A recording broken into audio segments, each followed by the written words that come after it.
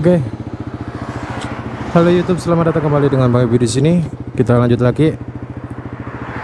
Sekarang kita ada di Galis.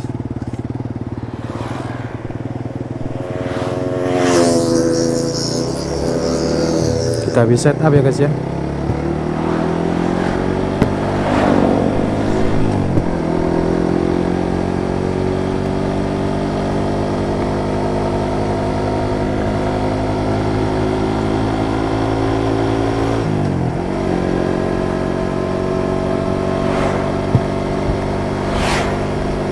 Agenda kita untuk saat ini, nanti sebelum kita ke Lamongan, mampir dulu ke Indrapura sih. Waktunya ganti oli.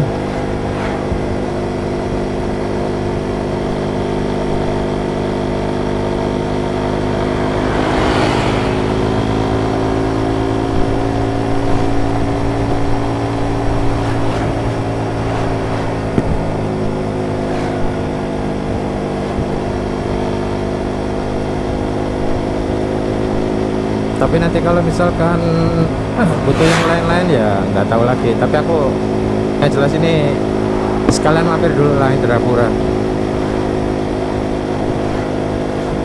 Alasan utama kenapa ke Indrapura nggak ada lain, karena satu jalur guys.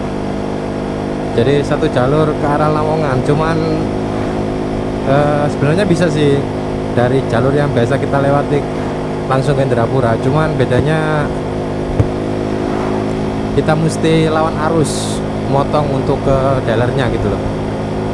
Kalau enggak muter-muter ya muter agak lumayan sih. Jadi daripada banyak muternya, ya sekalian lah kita belok dari arah yang satunya. Gitu planningnya. Yuk, bismillah, semoga sampai dengan selamat di Lamongan ya.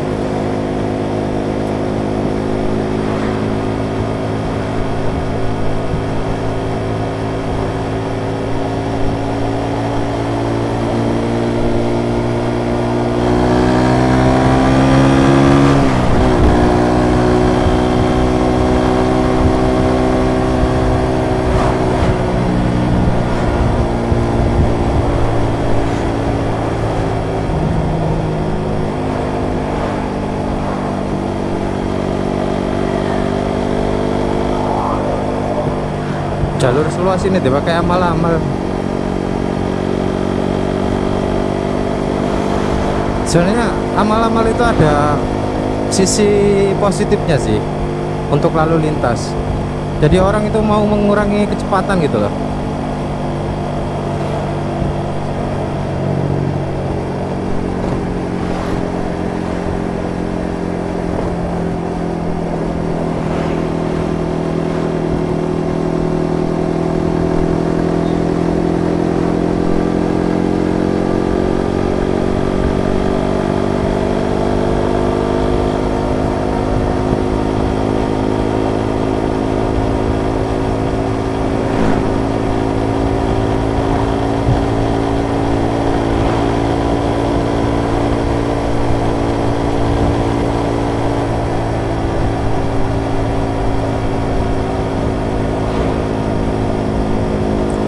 Kok aku ngelihat ada mendung sedikit ya di atas ya.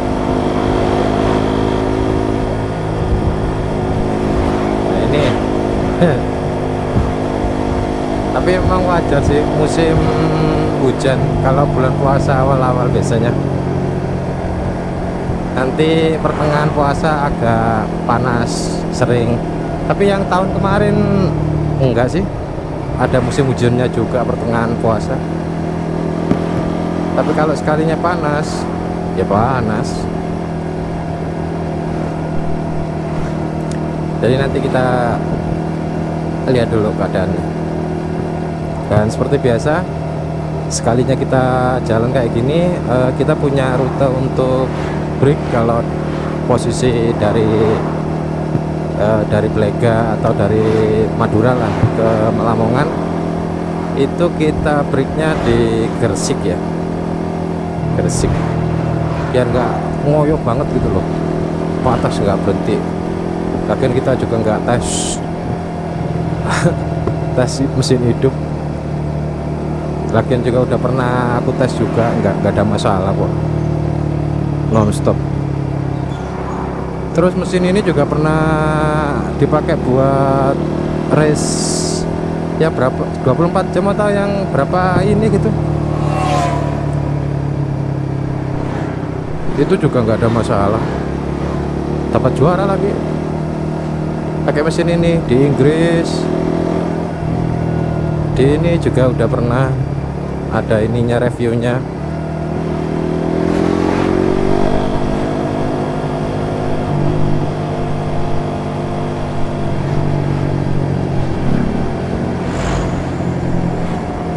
Aku lihat channelnya siapa gitu, 21 ada yang bikin event lokal race 24 jam kalau nggak salah.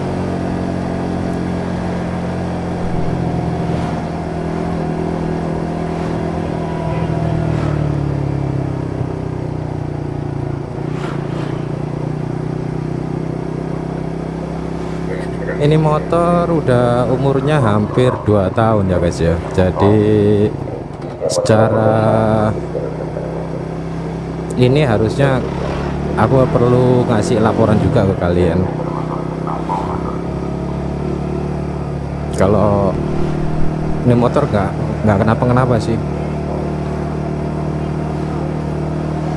Bahkan kalau menurutku ya, kalau buat teman-teman yang nggak begitu hobi aneh-aneh, cuman ngejar motor lumayan kenceng gitu aja, mending nggak usah tergiur tutorial YouTube deh, karena di YouTube tuh banyak tutorial yang menggoda, kayak ganti kampas kopling, ganti per kopling, ganti ECU dan lain sebagainya. Karena basicnya udah cukup sih kalau menurutku ya, ini motor tuh udah cukup banget. Soalnya kalau ngejar kenceng, mau sekenceng apa kalau di jalan raya kayak gini, kayak gitu. Nah kecuali kalau memang basicnya kalian buat tanding, buat lifestyle dan lain sebagainya, it's okay lah, bongkarin tuh sampai turun mesin, ganti-ganti ini itu gak ada masalah. Tapi kalau cuma buat kenceng-kenceng, udahlah, gak usah ditambah-tambahin.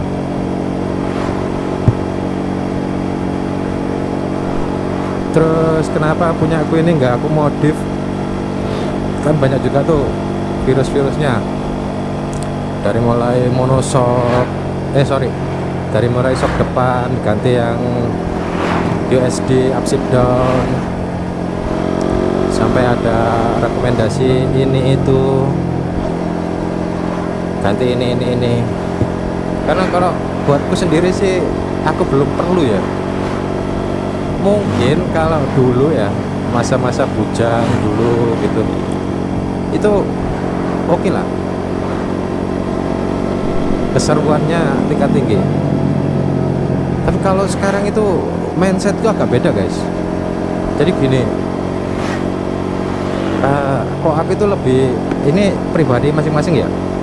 Jadi aku itu kayak gini,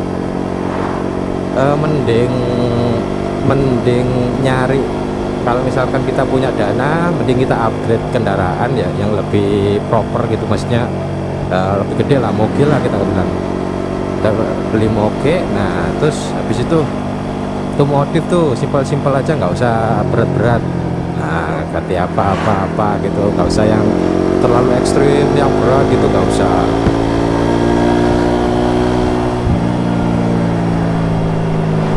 Itu udah kelihatan enak banget dilihat. Tapi kalau yang cc kecil-kecil model kayak gini,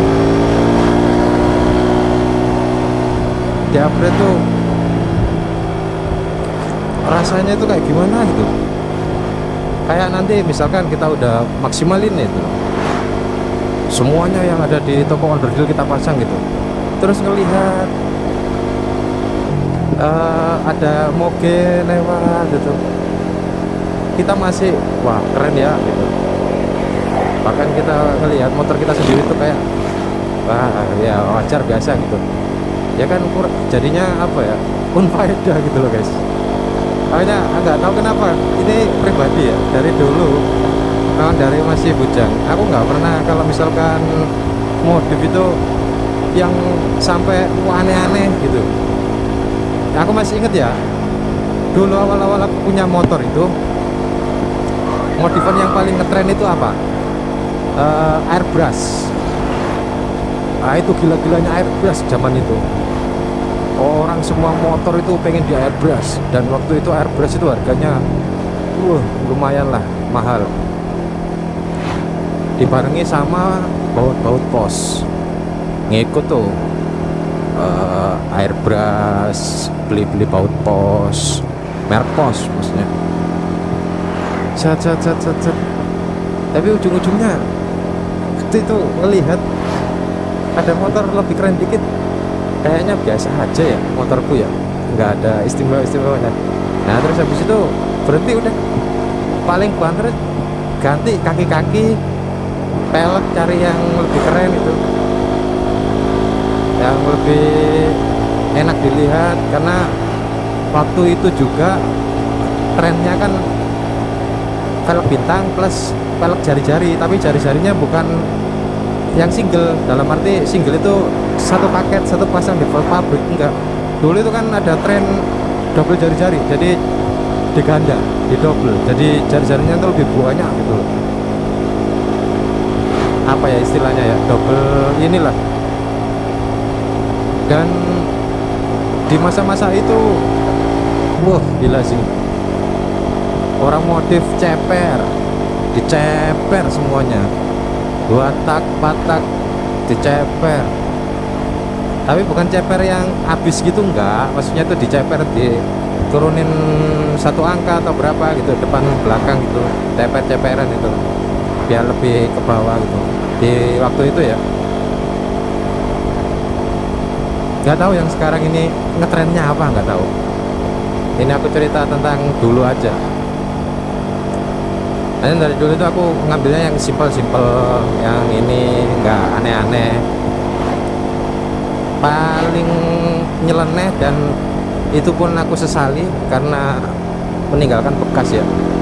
Itu aku punya karisma dulu, aku modifnya itu nyeleneh dan norak banget kalau sekarang aku inget-inget. Jadi aku sisain tinggal sayapnya doang, depan tok itu loh, tapi tengah-tengahnya tuh kosong.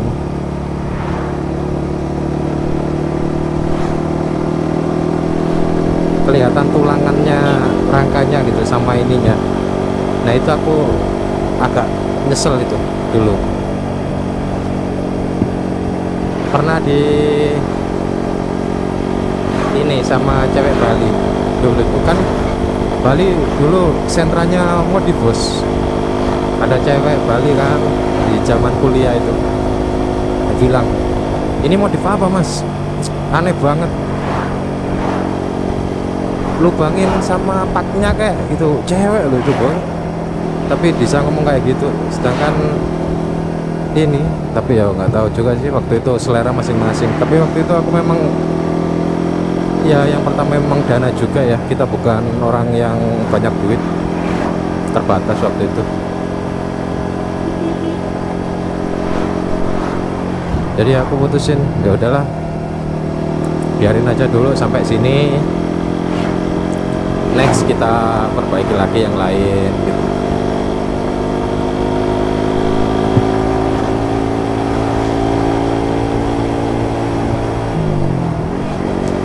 Makanya sampai sekarang ini aku udah masih tetap gitu loh, nggak gitu pengen aneh-aneh gitu.